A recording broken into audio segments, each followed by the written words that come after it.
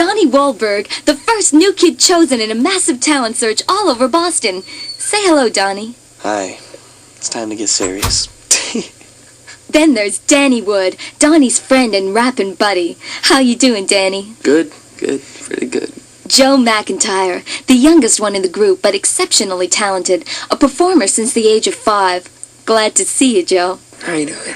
The two Knight brothers, Jordan and Jonathan. They come from a great family. Say hello, guys. Hi. Now, everyone's heard about your marvelous rise to stardom, how your agent scoured Boston for months to put together the most fabulous group ever, how you worked and worked to perfect your act, to become that clean-cut group with hit after hit. You've been called the hardest working kids in show business. With your hangin' tough video and your sold-out stage concerts, you guys are America's very best. Congratulations. Thanks. Thank you. Now, your music and your style is so free and joyful. I bet a lot of people think your life is all just fun, but we know better. I want you guys to bare your souls. Tell me about the really serious stuff in your life. How you grew up. What about your families, and what about school? And what everyone wants to know. What about girls? Let's talk serious New Kids on the Block. You guys have been called role models for millions of American teens.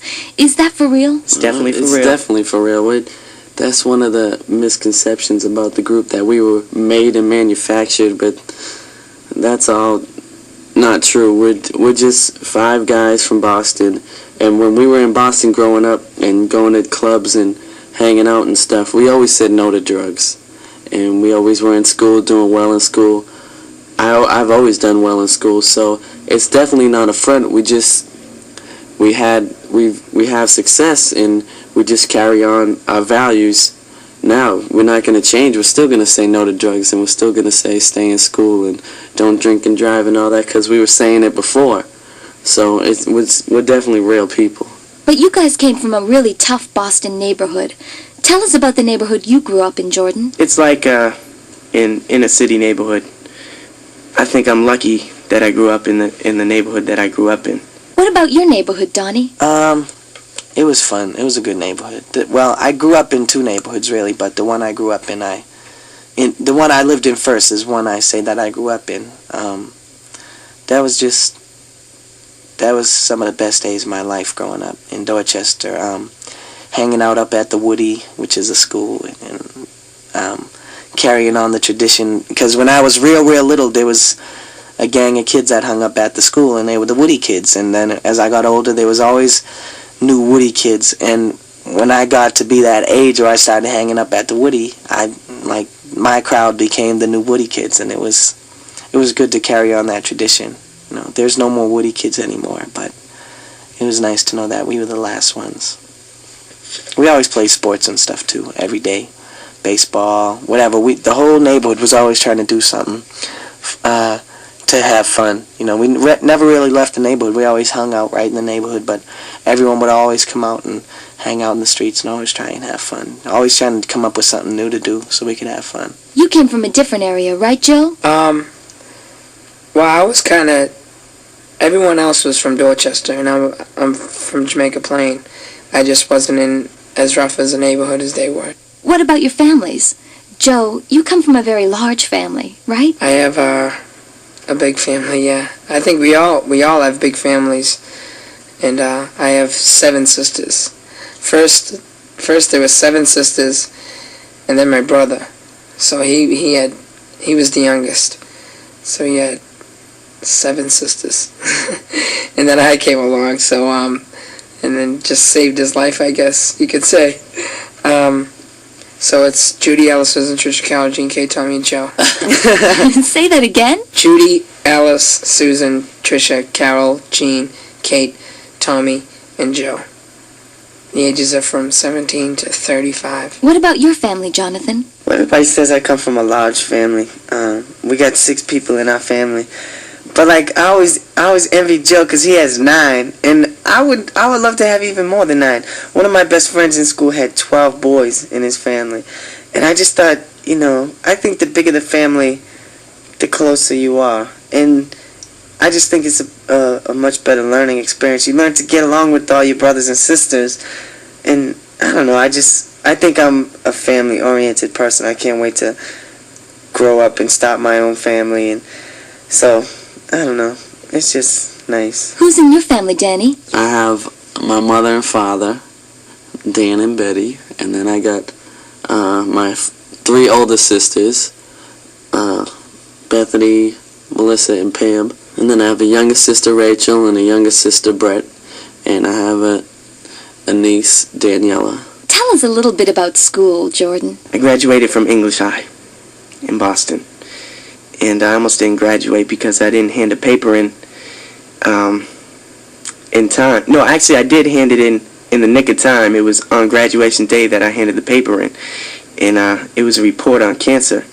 And when I did the report, and I had some girl that I knew type it up for me.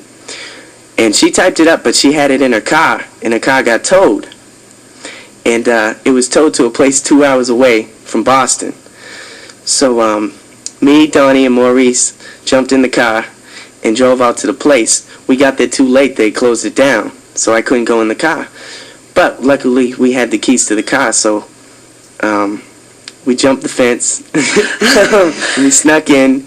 We were barking. You going, woo, woo, to see if there's any dogs to respond, so they wouldn't attack us. And we got the paper, and I graduated. Yeah, I graduated with honors 2 years ago.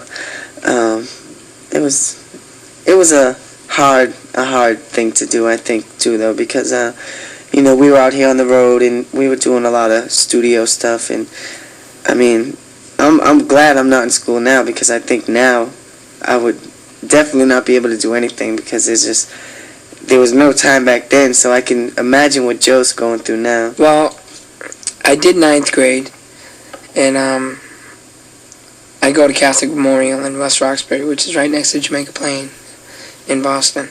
And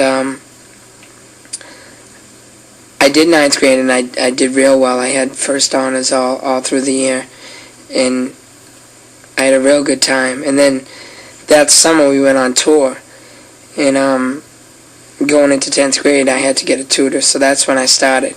And I did 10th grade with a tutor, and it was hard, but it had some advantages too, and I still did well, so, I did miss out on it, on a regular school, atmosphere, but that's just one of the little disadvantages, and I'm a junior now. Okay, we all know you guys are the heartthrobs for millions of American teens, but what are you really like? Donnie, can you describe yourself? I'm intense. I'm 100% intense. That's what I am. And 100% instincts.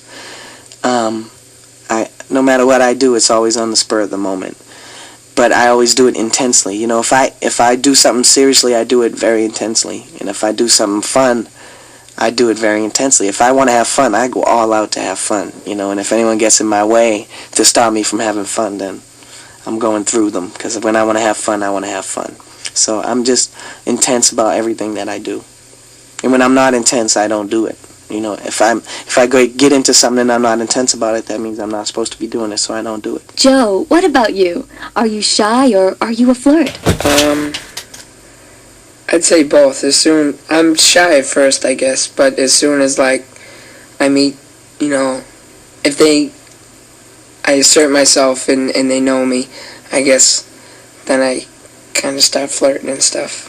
Because I know, especially, I don't know, I'm kind of distant with if we're all the rest of the guys are just together and we're flirting with some girls. I'm kind of distant, because I guess you could say Donnie is the biggest flirt out of all of us. He just goes right in, and he starts flirting. And then Jordan and Danny. Danny's the smooth type. He can just slide right on in there, and he doesn't have to flirt.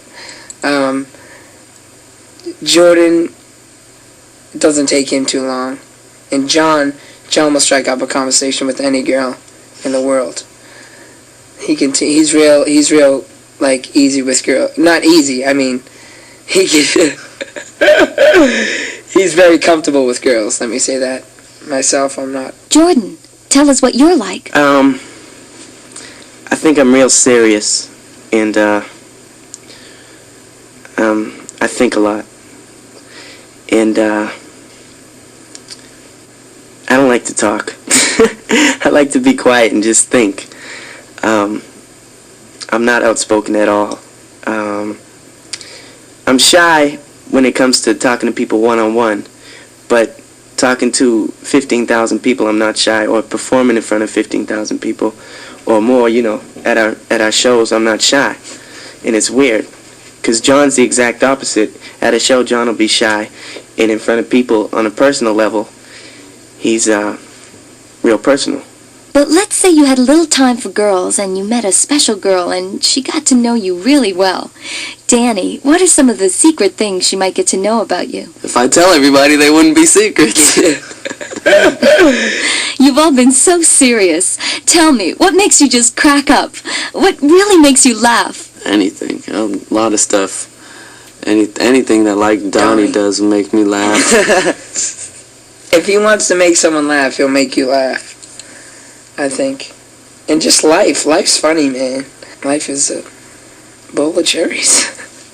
Well, there's no doubt you guys bring a big smile to the faces of millions of teens. Thanks for sharing your serious thoughts with us. We all love you, don't we, girls? Now that you've heard the New Kids on the Block get serious, bet you can't wait to hear more. With Joe, you get a chance to get real close to the New Kids because his tape's all about their personal feelings. On the tape that comes with Donnie, they tell you how they feel about their fans, fashions, and girls. Jonathan's tape lets you in on what it's like for the New Kids, both on the road and on stage performing. And on Danny's tape, you'll get to hear all about what they're famous for, their music.